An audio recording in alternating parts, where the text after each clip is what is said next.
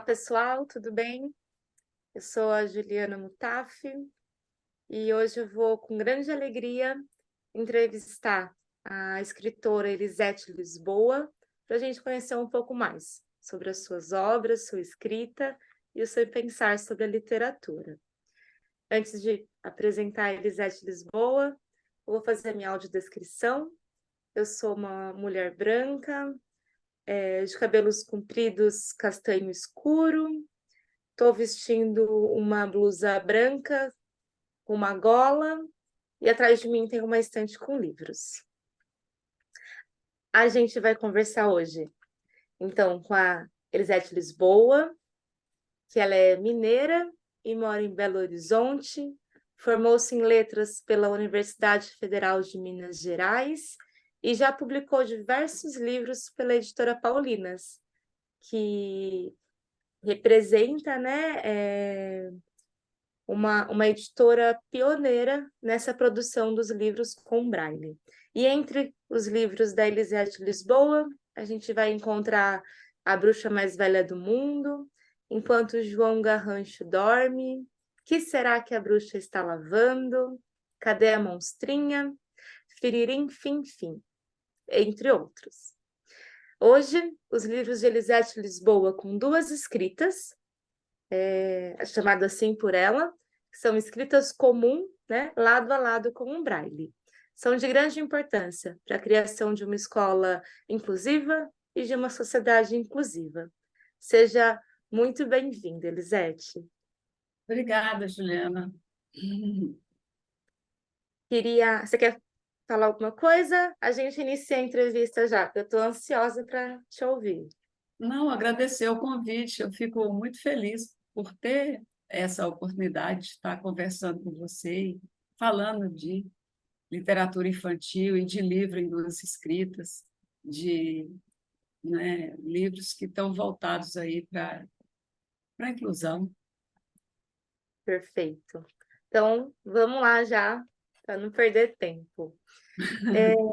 Elisete, eu gostaria, né, de saber assim um pouco do seu processo de escrita, né?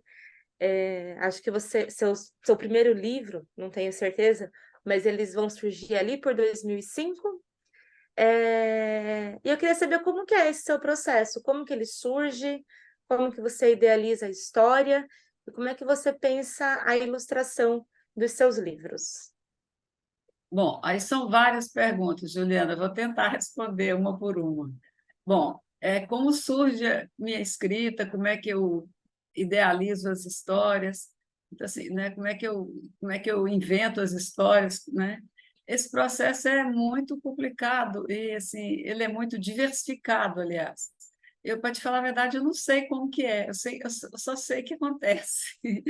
A gente pensa uma história, às vezes você tem uma história linda, interessantíssima, mas ela não vem em forma de prosa poética, sabe? Você não fica satisfeito com a linguagem, porque, como eu penso o livro para criança, eu não fico preocupada prioritariamente com a história. A vida é cheia de histórias, o livro tem que ir além disso. Então, eu tenho que contar uma história, mas tem que contar de uma forma que a linguagem que ela fique com uma sonoridade agradável, sabe? Que a criança, mesmo se ela não entender o livro, ela gostou do som da história, da sequência da musicalidade do texto, sabe? Então, às vezes você escreve um texto, acha que ele está ótimo, guarda ele um tempo aí, depois você acha que ele está péssimo, então um livro vira outro, você desmancha um livro, emenda lá na frente. Então, assim, de vez em quando acontece, você fala, olha, eu acho que isso aqui está um livro legal, sabe? Mas não tem um caminho, sabe? São muitos caminhos, eu acho que às vezes são até novos, sabe? De repente você escreveu um livro, mas como hoje eu fiquei pensando, como é que meus livros surgiram? Cada um deles, eu própria não sei. É claro que alguns surgiram, né, de um fato específico.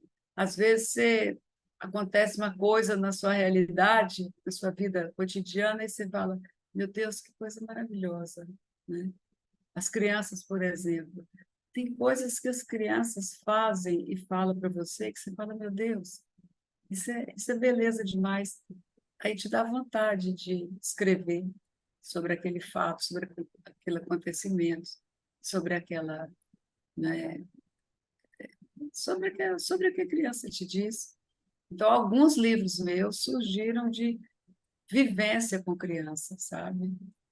E, mas outros eu nem sei como é que surgiram. E das ilustrações, me conta um pouco como que você pensa esse processo. Ilustração, Juliana, é uma coisa muito complicada, sabe?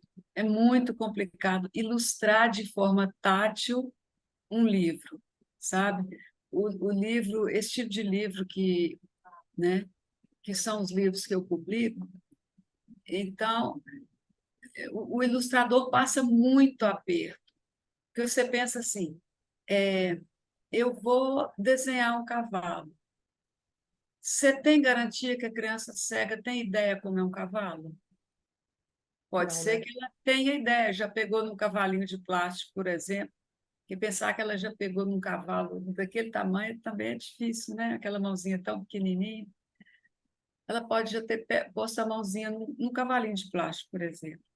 Mas no momento em que aquele cavalinho de plástico ou de pelúcia vira apenas como se fosse uma sombra, uma silhueta, pode ser que ela não faça associação. Então, o ilustrador passa aperto demais para ilustrar, sabe?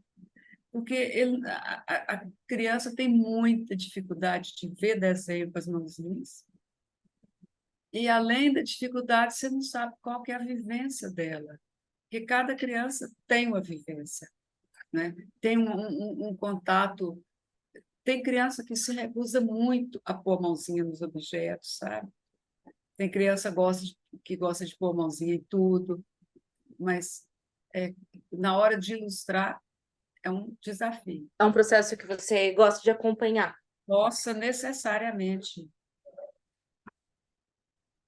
Eu tenho que fazer, eu tenho que olhar o trabalho do ilustrador, porque eu tenho que ver com as mãos se aquela figura que ele desenhou, se com mediação é possível saber.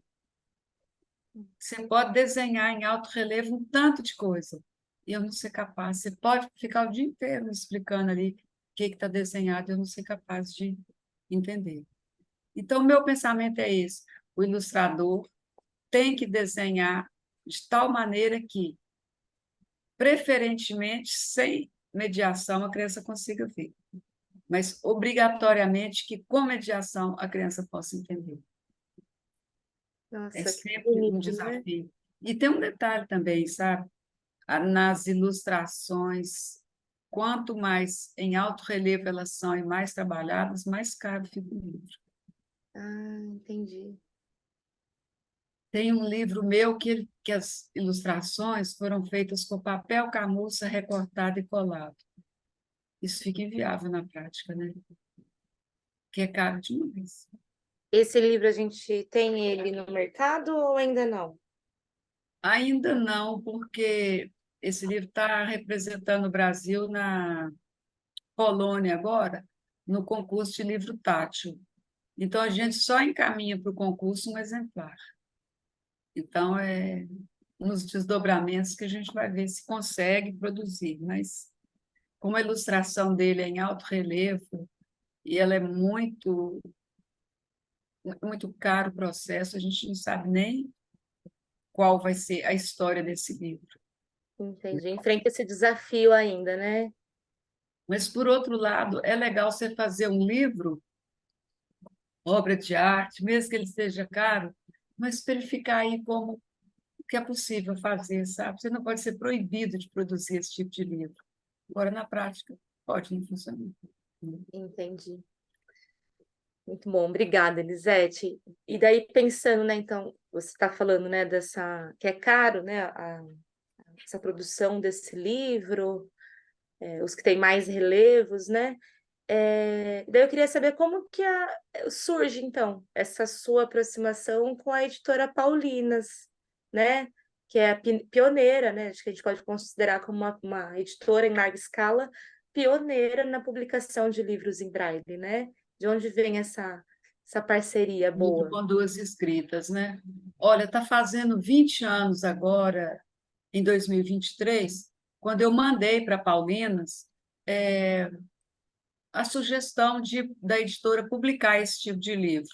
Aí eu mandei Que Será que a Bruxa Está Lavando? E mandei, né, uma carta para a editora falando da importância desse tipo de livro, e que no Brasil você não fazia esse tipo de livro. Você fazia livro com duas escritas, mas não voltado para criança que enxerga também. Então, o diferencial que eu estava propondo era que a editora publicasse um livro que, além de ser um livro para ser visto com as mãozinhas, ele seria também um livro para criança que enxerga. Porque, né, depois da Constituição, depois de 1988, e sobretudo na década de 90, a criança cega ela deixa de frequentar, né, é, a escola especializada, na sua maioria, e passa a ir para a escola comum. Então, aí a escola comum não tinha material para receber essa criança. Então, a ideia é colocar na escola, né, na escola para todos, um livro que possa agradar a todos no sentido de, sendo visual e tátil, o livro vai agradar a criança cega, mas também a criança que enxerga. Porque senão você continua mantendo a criança cega no isolamento com relação ao livro. E havendo a oportunidade de você unir os dois universos, é uma vantagem muito grande, né? Então, em 2003, eu enviei esse projeto para a editora e a editora achou a ideia muito boa. Na época, era a irmã Maria Alexandre, ela falou comigo, olha, eu tenho medo, mas se não der certo, a gente está fazendo bem. Só que deu certo, sabe? Deu certo, porque 20 anos depois a editora está aí publicando todos os livros, nenhum saiu de catálogo, né? E a gente sabe que esses livros fazem muita diferença na vida das crianças que enxergam e também na vida das crianças que precisam de ler com as mãozinhas. Muito bom. Que importância é esse seu olhar para as crianças que enxergam, né, e para as crianças que não enxergam, né? Acho que você já pensava num caminho de universalização da literatura, né? Desse É, acesso para todos, né? é. Porque o livro já existia em duas escritas, mas voltado só para criança cega. Então, era um livro sem nenhuma beleza, sem nenhum artístico nos aspectos visuais do livro. E o que eu propunha era um livro artístico enquanto imagem visual, e, ao mesmo tempo, com o braille. Então, esses livros são produzidos assim. Primeiro, a gente faz um livro para criança que enxerga, sabe? Pensa que aquele livro será para uma criança que enxerga. Mas no projeto gráfico a gente já prevê a inserção do braille. Então, num segundo momento, o livro vai para duas editoras, para duas gráficas diferentes, né? Ele vai receber os elementos visuais e ser um livro para criança que enxerga. Aí ele vai para a imprensa braille e vira um livro em duas escritas. Então, ele é pensado, né, para unir esses dois universos, o tátil e o visual.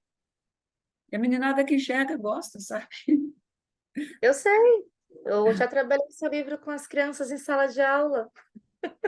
Com qual que você trabalhou? Você lembra?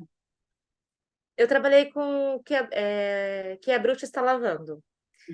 Zete, a gente está caminhando para o fim da nossa entrevista e eu queria fazer mais uma pergunta, né? Que você acho que já respondeu um pouco, mas só para a gente marcar aqui, né? É, então, você fala dessa importância, né, dos livros com braille, né? Livro com duas escritas. E como que você identifica, então, essa importância dessa existência dos livros com duas escritas, né? E como que isso reflete em você como escritora? Ó, isso é um grande incentivo para mim, sabe? Porque desde que eu comecei a publicar meus livros, eu ando o Brasil afora. Agora menos, né, do que antes, mas eu sempre eh, andei por escolas de norte a sul do Brasil, né? E a reação das crianças que enxergam é sempre a mesma, sabe? As crianças querem o livro com duas escritas, as crianças que enxergam, né? Para elas, o braille funciona como um elemento que agrega valor ao livro. Então, não é apenas um livro, é um livro que ela pode ver com a mãozinha também. A criança que enxerga adora e precisa de educar as mãozinhas, né? Que o mundo tem muita mensagem que chega para a gente de forma tátil. Então, você pensar que você está educando as mãozinhas de uma criança que enxerga, né? Educando de forma lúdica, isso faz muita diferença na vida daquela criança e depois na vida adulta também. Porque ver com as mãos é uma emoção muito boa, sabe? É muito bom. E as crianças, as escolas não se preocupam com isso, né? Mas o livro com duas escritas ele ajuda nesse processo de educação das mãozinhas que enxergam, inclusive. Então, para mim é muito gratificante andar por esse país afora, né? Ter andado principalmente, ver que as crianças gostam, sabe? Tanto as crianças que enxergam quanto as crianças cegas. Porque o professor chega na sala de aula e a criança cega está com o livro em braille, mas o professor pode ler. Às vezes ele não sabe braille, está aprendendo ainda, mas ele sabe o que a criança está lendo.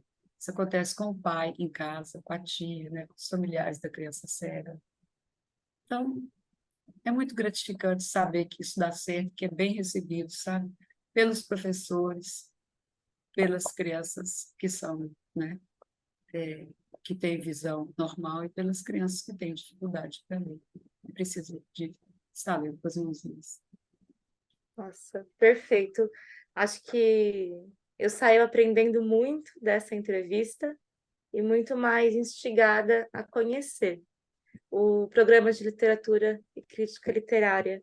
Agradece muito, Elisete, a sua disponibilidade em conversar com a gente, a, a comunicação que a editora Paulinas fez, né? Toda essa parceria de conseguir que você conversasse com a gente hoje e do seu trabalho e da Paulinas em deixar o mundo mais diverso.